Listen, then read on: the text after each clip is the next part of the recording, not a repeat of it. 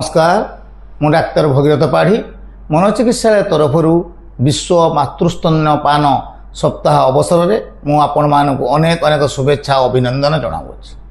1942 मसीहा ठारू विश्व स्वास्थ्य संगठन और यूनिसेफ मिलित सहायता सारा विश्वर 182 देशरू अधिक देश में यही कार्यक्रम पालन करआसुअछि।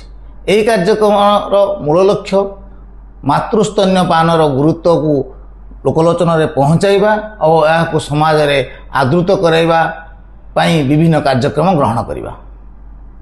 ए वर्षर विषय वस्तु स्तन्यपान को समर्थन करंतु, माँ को शिक्षित और सशक्त करांतु। आसंतु आमे समस्ते मिलमिशि यही कार्यक्रम को आगू बढ़ाइबा।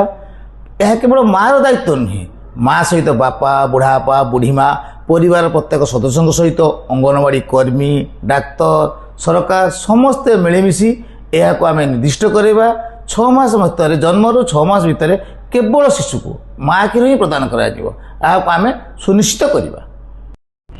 आम समस्ते मन रखा उचित शिशु जन्म होवार 1 घंटा भितर स्तन्यपान करांतु। आउ जन्मरू 6 मास पर्यंत केवल माँ क्षीर, बाहर खाद्य दिंतु नहीं। गाई क्षीर, चीनी पानी, महू, डबा क्षीर कौन से बाहर खाद्य शिशु को दिंतु नहीं। माँ क्षीर होउची केवल शिशुपाई पोषण नुहे, यह एक प्राकृतिक टीका। यह शिशुर शारीरिक मानसिक अभिवृद्धि करावा सहित संपूर्ण विकास में सहायक होता है।